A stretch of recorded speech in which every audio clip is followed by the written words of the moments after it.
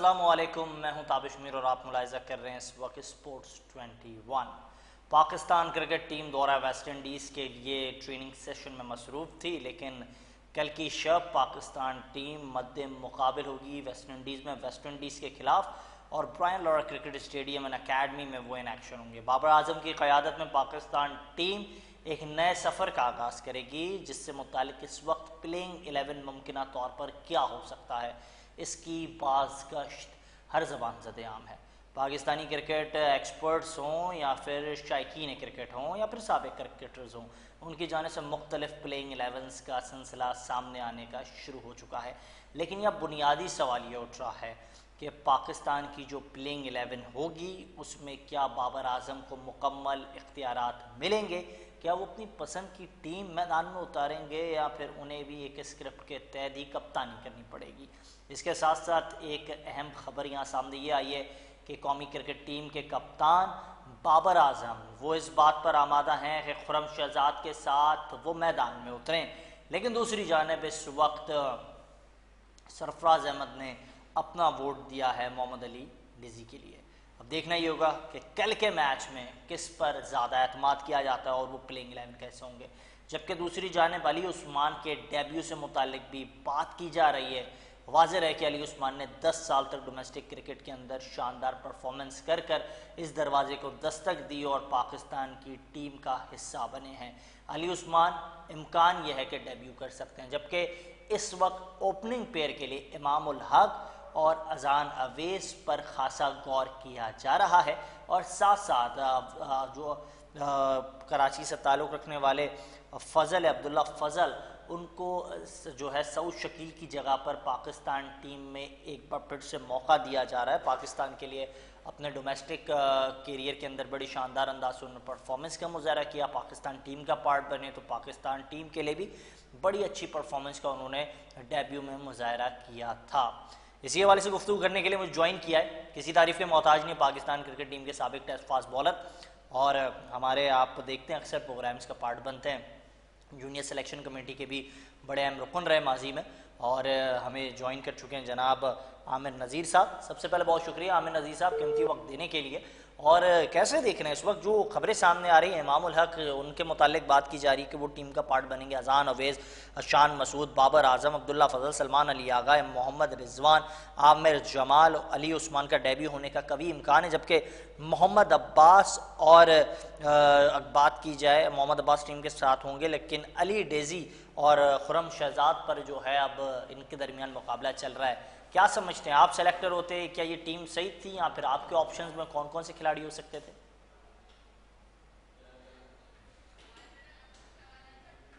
جی عامر صاحب مجھے بتائیے گا، اگر آپ سلیکٹر ہوتے تو آپ کی بھی یہ ٹیم ہوتی؟ آپ مجھے سن پا رہے ہیں تو بتائیے گا۔ عامر صاحب آپ کو میری آواز آ رہی ہے؟ عامر نذیر صاحب بہت مجھے آواز نہیں آ رہی معذرت کے ساتھ۔ جی بتائیں عامر بھائی۔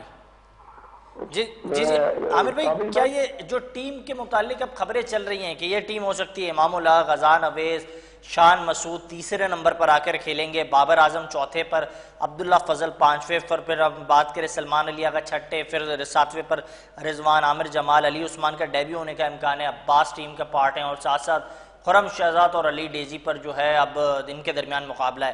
آپ اگر سلیکٹر ہوتے تو کیا یہی ٹیم ہوتی ہیں یا کچھ تبدیلی کرتے ہیں؟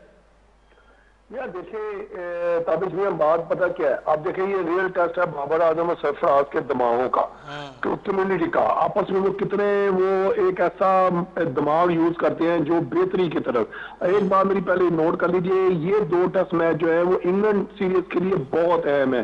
یہاں پہ آپ کو وہ پلان لے کے چلنا پڑے گا، یہاں پہ آپ کو وہ 11 ڈالنی پڑے گی جو آپ کو انگلینڈ میں کام کرے، یہاں تجربات نہیں کرنے۔ ابھی آپ نے اپنے فکر بتا دی، یہ امام ادھر آئے گا، دیکھیں عبداللہ فضل اگر ایز اے اوپنر آتا ہے دس از ویری گڈ اذان ویس کے ساتھ، امام الحق ون ڈون آتا ہے, بابر اعظم آتا ہے چوتھے پہ, پھر ہے جناب آپ کے پاس سلمان علی آغا ہے, پھر آپ کے پاس شان مسعود ہے, پھر رضوان ہے, پھر عامر جمال ہے. اگر ہم اسی طرح آتے ہیں, اگر ہم نے امام کو اوپر ڈالا تو اس کا مطلب ہے سرفراز بھی سمجھنے اس کو بھی نہیں پتا تو بابر کو بھی نہیں پتا. اور بھائی آلریڈی وہ دونوں ٹیسٹ میچ میں کیپٹن اوپن بھی کیا ہے, اس نے ون ڈون بھی آیا ہے. عبداللہ فضل کی بات کر رہا ہوں میں. مگر آپ کو یہ جو 11 ہے بہت سمجھداری طریقے سے ڈالنی چاہیے, اور آپ کو پکے 20 آؤٹ کرنے والے بولر ڈالنے ہیں, چاہے خرم شہزاد ڈالے, چاہے عباس ڈالے, چاہے عبید شاہ ڈالے, چاہے محمد علی ڈالے. مگر آپ مجھے جو لگتا ہے, مجھے جو ان کی سوچ لگتی ہے, وہ 2 اسپنر 2 فاسٹ بولر کے ساتھ جائیں گے, اور Aamir Jamal as a all rounder fast bowler جو ہے نا وہ ٹیم میں شامل ہوگا. کیونکہ آپ خرم شہزاد اور محمد عباس اور علی عثمان ڈیبیو اور وہ جو ہے آپ کا ساجد خان, یہ لوگ کھیلیں گے. اگر آپ تابش بھی ہم نے بڑے تجربے کر لیے ہوئے, آپ کو پتا کہ جب تک آپ 20 آؤٹ نہیں کرو گے نا اتنی دیر تک آپ میچ نہیں چلتے. مگر ویسٹ انڈیز کو ٹیم کو ہمیں اتنا ہلکا نہیں لینا چاہیے, ہمیں ان سے بڑھ کے پلان آگے چلا. ان کا بھی ڈیرن سیمی کوچ ہے, اس کو بڑی سمجھداری ہے, وہ سب پلیئروں کو جانتا ہے, وہ آئی پی ایس میں کوچنگ کر چکا ہے, ہر ایک پلیئر کی نفسیات کو جانتا ہے, کہاں پہ کون ویک ہے, ہم وہاں گئے تو ہم نے کیا کیا, تو انہوں نے کیا کرنا ہے, یہ چیزیں دیکھنے والی. بالکل آپ نے درست کہا. لیکن سر مجھے کائنڈلی یہ بھی بتائیے گا, ہماری رہنمائی کیجیے گا. اس وقت پاکستان کے ایک سابق چیف سلیکٹر محمد وسیم صاحب وہ کہہ رہے ہیں کہ اب اگر آپ نے اذان اویس کو ٹیم کا پارٹ بنایا ہے, آپ اس سے اوپن کرائیں, امام کی جگہ نہیں بنتی ہے, وہ یہ کہہ رہے ہیں. دوسری جانب اگر میں بات کروں تنویر کی, انہوں نے بھی کہا کہ اگر میں سلیکٹر ہوتا تو امام کو سلیکٹ ہی نہیں کرتا. اب وہ کہہ رہے ہیں اذان اویس کے ساتھ آپ کو اگر کسی کو موقع دینا ہے, وائی ناٹ عبداللہ فضل. آپ بھی سیٹ میں, آپ کا بھی یہ بیان ہے, آپ بھی اس بات سے متفق ہیں؟ یار دیکھیں, وسیم بھائی کا نام لیا, تنوں کا نام لیا, ان کی رائے اپنی ہے. میں دیکھیں ہمیشہ پوزیٹیو بات کرتا ہوں. امام الحق نے کیا برائی ہے, مجھے تو کیوں نہ سلیکٹ کرتے. امام الحق کی 42-43 کی ایوریج ہے, وہ اچھا پرفارم کرا, اس کا اسٹیٹ اٹھا کے دیکھیں نا. اگر وہ سلیکٹ ہوا ہے تو آپ کے بیٹسمینوں نے رن بھی نہیں بنائے. مسئلہ یہ ہے کہ عبداللہ فضل آپ نے ابھی اتنا اذان اویس کو ہائی, آپ نے کئی بندے ڈیبیو میں سو کر کے وہ ٹیسٹ میچوں سے باہر ہو گیا, کامیاب گلاب ہو گیا, ہنیرا ہو گیا, یہ وہ لوگ باہر ہو گئے. تو آپ اتنی جلدی فیصلے مت کریں کہ وہ نہیں ہوگا تو میں اس کو سلیکٹ نہیں کرتا. ابھی منزل بہت دور ہے. عبداللہ فضل ہو گیا, اذان اویس ہو گیا, ابھی یہ لمبے ریس کے گھوڑے بننا, یہ 5 ٹیسٹ ان کی زندگی بتا دے گا کہ 5 ٹیسٹ جو ہے ان کو ہیرو بنانے جا رہے ہیں یا زیرو بنانے جا رہے ہیں. یہ ان کے کوچوں کا, ان کے کپتان کا اور ان کے پلیئروں کا امتحان ہے. مگر امام اگر ون ڈون آتا ہے یہ بہت اچھا فیصلہ ہوگا, اور ہمیں پکے 5 فاسٹ بولر اور 5 بیٹسمینوں کے ساتھ جانا پڑے گا, پھر یہ میچ جیتیں گے. تابش میاں ادب یہ باتیں یہ وہ سب ہم نے دیکھ لیا, بڑا نقصان اٹھا لیا. بھی پازیٹیو ہو کے ہم نے دیکھنا ہے سرفراز اور بابر اعظم کتنی کیمسٹری آپس میں ملتی ہے, کیا حکمت عملی بنائی ہے, کیا انہوں نے 25 دن کا جو کیمپ کیا ہے, کیا ہمیں وہ نظر آئے گا, یہ دیکھنے والی بات ہے. اچھا, آپ یہ سمجھتے ہیں بابر اعظم کو مکمل اختیارات ملیں گے؟ وہ جو چیز ماضی میں شاید شان کے ساتھ ہوئی, شان نے یہی کہا کہ آپ مجھ سے ٹیم کی جو ہے فتوحات مانگتے ہیں. وہ بھی چاہتے تھے کہ فتوحات ہو, پاکستان ٹیم جیتے, لیکن انہوں نے کہا بالنگ یونٹ نے ویسا پرفارم ہی نہیں کیا جو ہمیں ان سے توقعات تھیں. تو بابر اعظم کے پاس کیا وہ بالنگ یونٹ ہے جو ان کنڈیشنز پہ چل پائے؟ کیا بابر اعظم کے پاس کیا وہ بیٹنگ یونٹ ہے جو ان پچز پر انگلینڈ جیسی اور ویسٹ انڈیز جیسی ٹیم کے خلاف کھیلے؟ آج تو وہ ویسٹ انڈیز ویسی نہیں رہی جو آپ کے وقت میں ہوتی تھی, جس کو کالی آندھی کہا جاتا تھا. لیکن کیا بابر اعظم کے مکمل اختیارات ہیں؟ کیا وہ جو فیصلے کریں گے وہ فیصلوں میں ان کی اپنی مرضی منشا شامل ہوگی؟ دیکھو تابش بھائی بات صحیح ہے, آپ نے پوچھا نا اختیارات ہوں گے, اختیارات کس کے پاس نہیں ہوتے؟ کپتان ہے یار, پورے پاکستان 25 کروڑ کا کپتان ہے. اب شان مسعود اب آپ نے بولا کہ میری بولنگ ہی میری چاہتی تھی, تو بھجن آپ کے منہ میں کسی نے منہ بند کیا, مطلب لاٹھی ڈالی ہوئی تھی, آپ نے کیوں نہیں لی؟ آپ نے کیوں نہیں ٹیم چینجنگ کی؟ آپ نے کیوں نہیں کہا کہ مجھے یہ فاسٹ بولر چاہیے, مجھے یہ چاہیے, مجھے چاہیے؟ اب آپ 15-16 ٹیسٹ میں کپتان گئے, 14 آپ ہار گئے, تو ابھی بھی آپ کہہ رہے ہیں مجھے نہیں ملی. دیکھیں جب بابر اعظم کپتان تھا اس وقت شہید نسیم, حارث لوگ جتنے بڑے اسٹرانگ تھے نا, بہت لیکن مجھے معلوم ہے نا عامر نذیر صاحب, سوری ٹو انٹرپنگ یو, لیکن میں جانتا ہوں آپ پاکستان کے ان چند پاکستانی کرکٹرز میں سے ایک ہیں جو انڈیا کی کرکٹ کو بڑے زبردست انداز سے اس پر بات کرتے ہیں, اس پر تجزیہ کرتے ہیں. شاید انڈین کرکٹرز بھی اتنے خوبصورتی کے ساتھ نہیں کر پائے جس طریقے سے آپ, یقینی طور پر میدان میں پسینہ آپ نے بہا ہے تو اس کا بڑا آپ کو بہترین تجربہ ہے.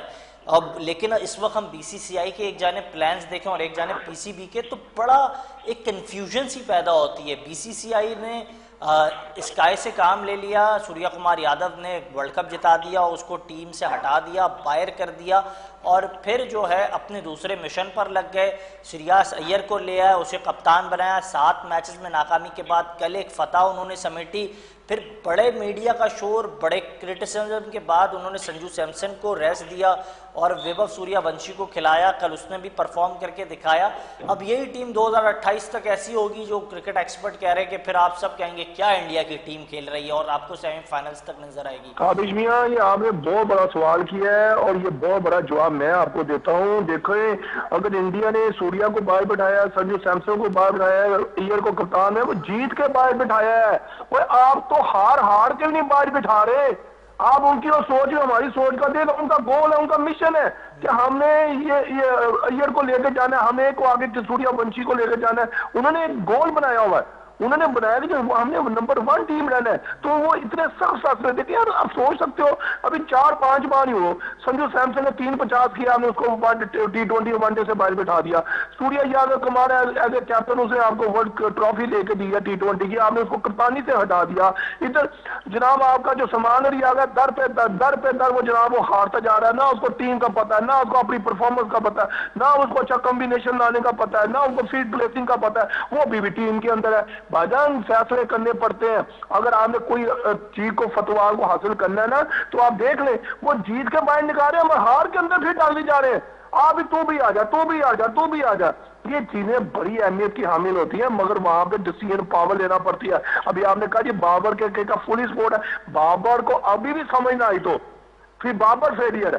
اگر بابر کو جب نکالا اور اب یہ اندر ڈالا تو اب اس کو پتا ہونا چاہیے کہ میں کیا چینجنگ ہے، وہ آپ کے سامنے آ جائے گی. مگر ابھی میں بتا دوں، جاتے جاتے آخری سوال، بڑی خوبصورت بات کی آپ نے، لیکن عامر بھائی جاتے جاتے آخری سوال کائنڈلی سوال ہے. مگر دیکھنا یہ ہے کہ 5 ٹیسٹ میچوں میں کیا یہ ہمارے پلیئر جان اتنی رکھ سکیں گے، کیا وہ اتنا اچھا پرفارم کر سکیں گے، کیا ایک فاسٹ بولر 100 150 200 اوور کر سکے گا 5 ٹیسٹ میچوں میں، کیا ہمارے بیٹر جو ہے وہ 100 کر سکیں گے، کیا ہمارا کوئی پلیئر 200 250 300 کرے گا. یہ باتیں ٹھیک ہے، اس باتوں میں کچھ حد تک وزن بھی ہوگا، لیکن سوال یہی اٹھتا ہے نا، بی سی سی آئی شاید شبھم گل کو بنانے کی کوشش کر رہی ہے. آپ نے سائم ایوب کو خراب کر دیا، ماں صداقت کا مستقبل کیا ہے، حسن نواز کہاں غائب ہو گئے.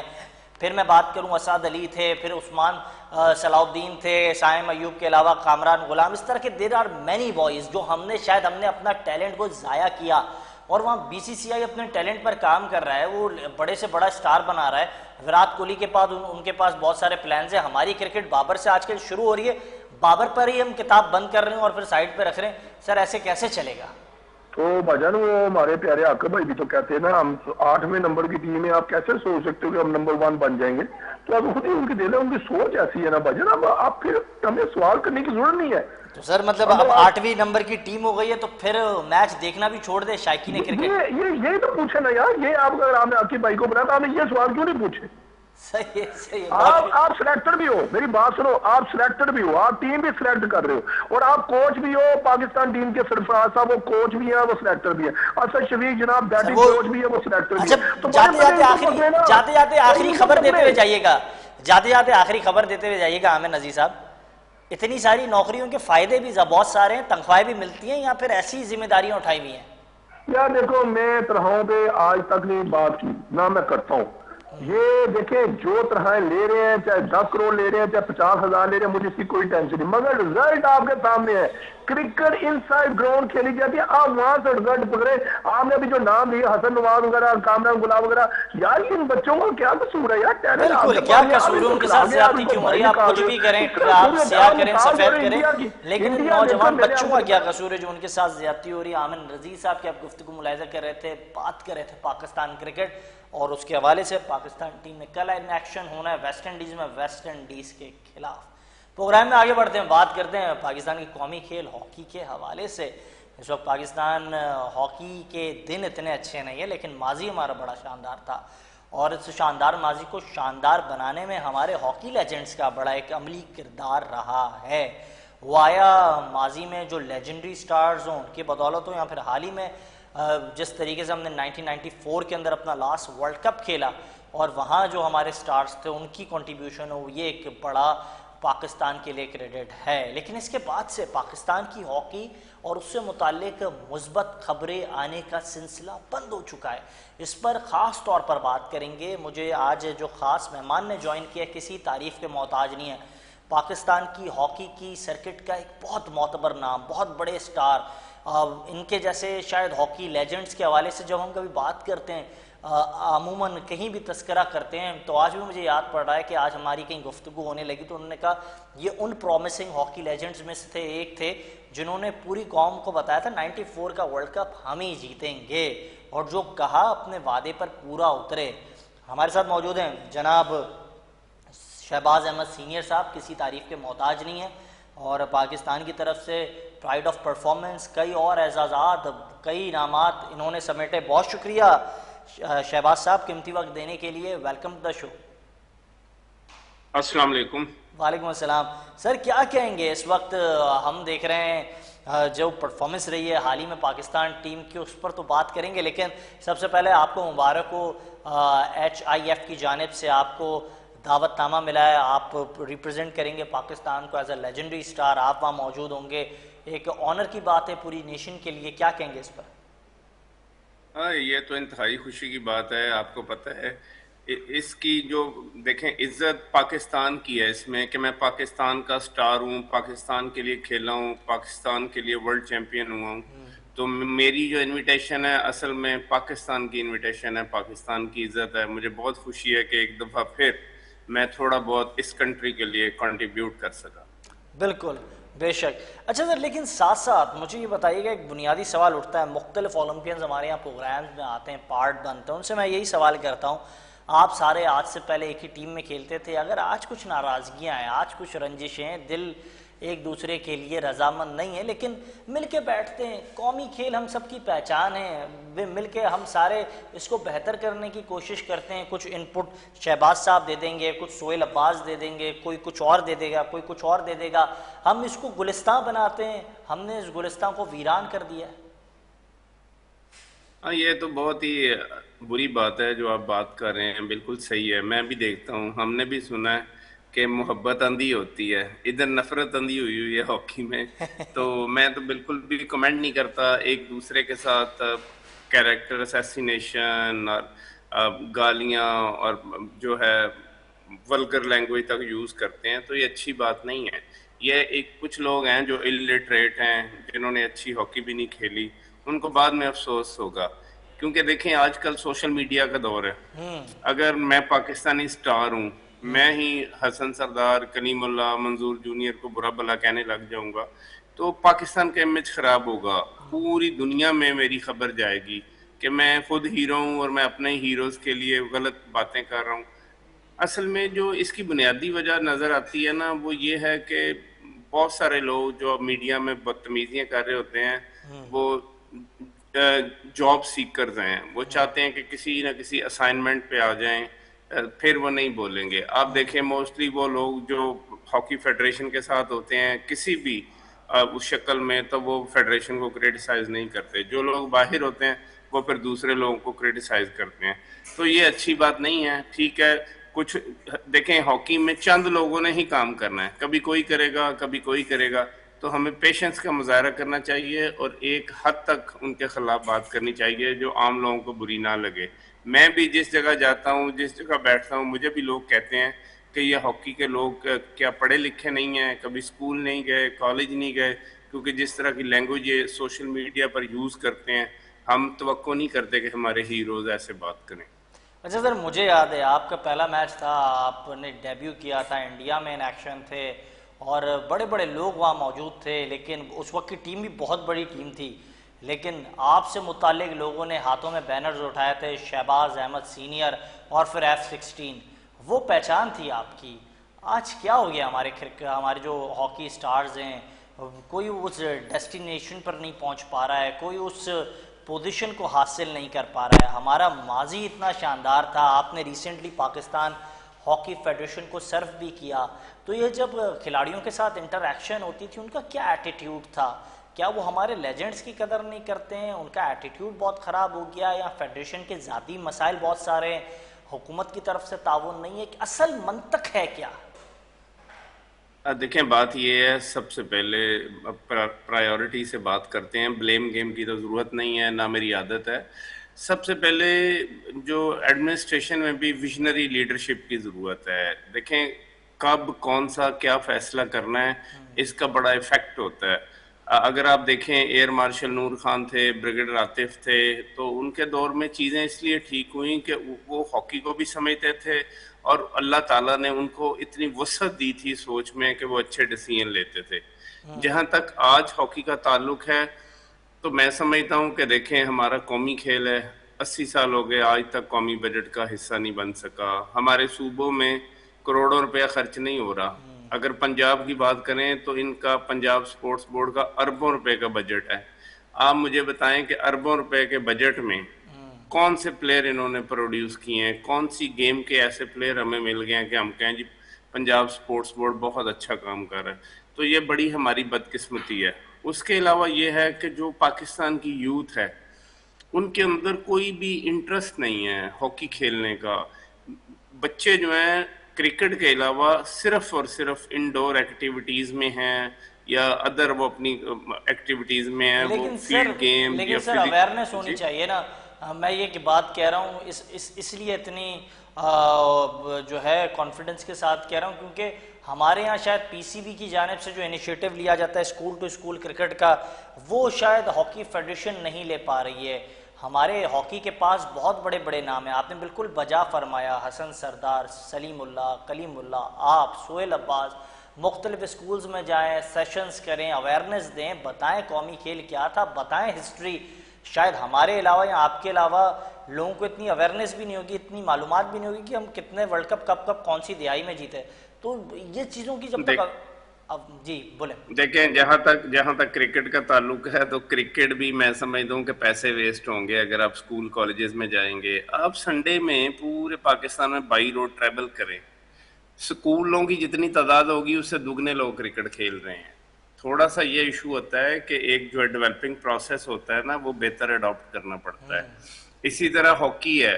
آج میں آپ کو کہہ رہا ہوں 20 ارب روپیہ آپ انویسٹ کریں اسکولوں میں، کالجز میں، یونیورسٹی میں، اور آپ کہیں کہ آپ نے ہاکی ٹھیک کرنی ہے، آپ کبھی بھی ہاکی ٹھیک نہیں کر سکتے، کیونکہ آپ کو وہ ڈیولپمنٹ پروسیس ہی نہیں آتا جس سے اب ہاکی بہتر ہو سکتی ہے. جب ہاکی مشہور نہ رہی ہو، پاپولر نہ رہی ہو، یوتھ اس کو کھیلنا پسند نہ کرے.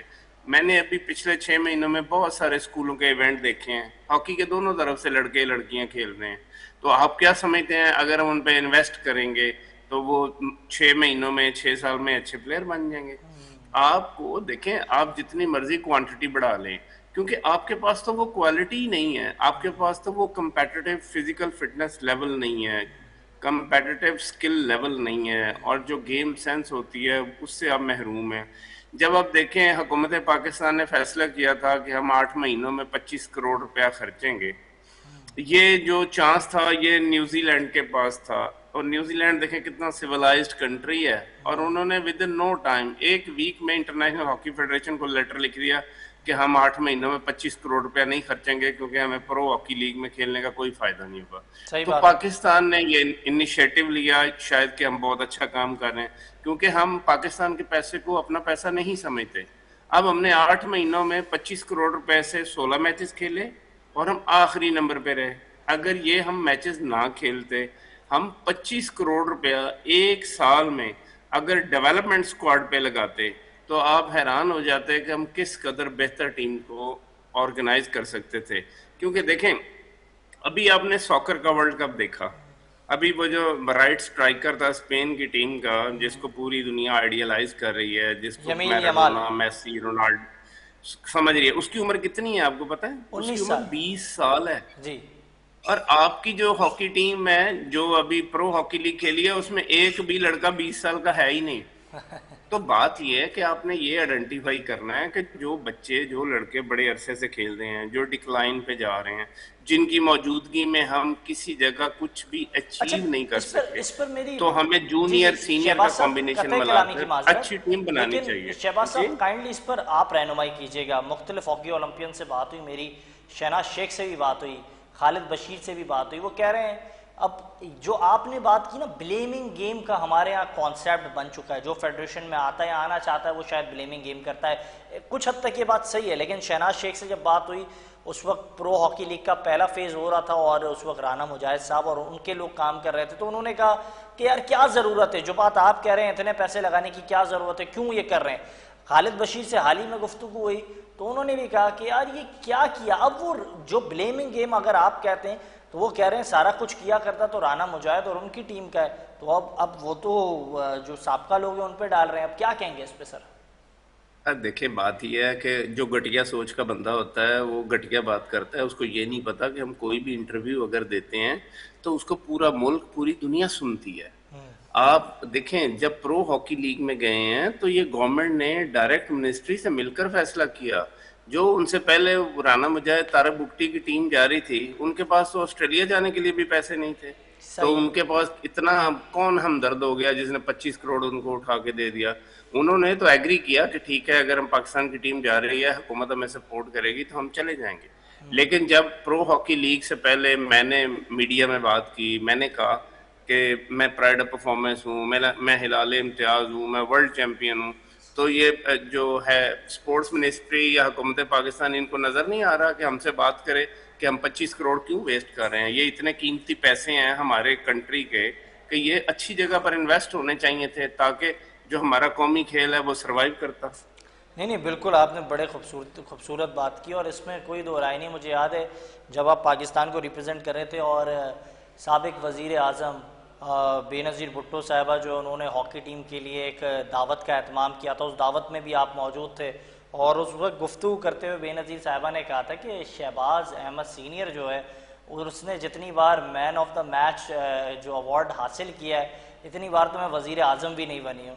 تو بڑی خوبصورت بات وہ بھی تھی. لیکن ساتھ ساتھ مجھے شہباز صاحب یہ بھی بتائیں نا، یہ بات تو آپ کی بجا ہے کہ یہ حکومت کی سطح پر ان کی حمایت ہوئی تو پاکستان کی ٹیم ہمیں پرو لیگ میں دیکھی، لیکن رانا مجاہد صاحب کی بالکل انٹرسٹ نہیں تھا کہ وہ نہیں چاہتے تھے ٹیم جائے پرو لیگ کھیلے، یا اس وقت کے جو لوگ تھے بالکل اس حق میں نہیں تھے، تو پھر کس کی خواہش تھی یہ چیز کو، یہ کیس کو کس نے پٹ آن کیا تھا وزیر اعظم صاحب تک یا پھر حکومت تک؟ دیکھیں یہ تو جو اتنے بڑے لیول پہ لوگ انوالو ہوتے ہیں انہوں نے ہی فیصلہ کیا ہوگا، انہوں نے ہی اپروول لی ہوگی، کیونکہ یہ فیڈریشن تو مجھے پتا ہے کہ شور ہی کرتی رہ گئی ہے کہ ہمیں ایڈوانس میں پیمنٹ دیں، ہم نے پرو لیگ میں جانا ہے، ہر ہفتے 10 دن بعد پروگرام بنا کے دیتے تھے. لیکن یہ کہ یہ چیزیں تو میرے لیول سے بڑی بیونڈ اور اوپر ہوں گی کہ کس نے کہا اور کس کے کہنے پہ وزیر اعظم نے 25 کروڑ روپے کی اجازت دی. اچھا اب حالیہ جو لوگ ہیں جو اس وقت کام کر رہے ہیں، یہ بھی وزیر اعظم کی ہدایت پر کمیٹی بنی، سابقہ لوگ بھی تھے، وزیر اعظم کی ہدایت پر ہی کمیٹی بنی. اب آپ کے چہرے پر مسکراہٹ بہت ساری چیزیں چھپا بھی رہی ہے، لیکن سر مجھے کائنڈلی یہ بھی بتائیں، آپ بتائیں کہ حالیہ لوگوں پر کتنا اعتماد ہے آپ کو ایز اے ہاکی اولمپئن؟ ابھی آپ نے کہا حسن سردار پاکستان کے لیجنڈ ہیں، ان کے بارے میں کچھ ایسی بات نہیں کروں گا، دیگر اور کسی کے بارے میں کوئی ایسی بیان نہیں دوں گا جو لوگوں کو موقع ملے اور واپس سے ایک طوفان بدتمیزی اٹھ جائے ہاکی کے حلقے میں. تو نہیں ان میں پر بات امیدیں کرنا ہیں؟ بھی نہیں چاہتا کیونکہ میرا ایک اللہ تعالیٰ نے اپنا امیج بنایا ہے، میں نے اس کنٹری کے لیے ہسٹری کریٹ کی ہے اور جب میں پاکستان سے باہر جاتا ہوں لوگ مجھے ورشپ کرتے ہیں، مجھے ان سب چیزوں کا پتہ ہے. اب دیکھیں جس طرح بھی چیزیں چل رہی ہیں نظر آ رہی ہیں، کوئی بھی مجھے میری اپنی فیلنگز ہے کہ بہتری کے کوئی آثار نہیں ہیں. کوئی بھی کسی قسم کی بھی پلاننگ کر لیں یا سٹیٹمنٹ آ جائے مجھے چیزوں میں بہتری نظر نہیں آتی. اگر ہم کہیں کہ ہم ورلڈ کپ میں بہت بہتر پرفارم کریں گے تو مجھے اس طرح کی توقعات نہیں ہیں، کیونکہ میں کسی کے بھی خلاف بات نہیں کر رہا. کیونکہ دیکھیں ایک ریالٹی آپ کو نظر آتی ہے کہ لڑکوں کا وہ فزیکل فٹنس لیول نہیں ہے، تو میں ایک مہینے میں فزیکل فٹنس لیول وہ آ ہی نہیں سکتا جو ورلڈ کپ میں دوسری ٹیموں کا ہوگا.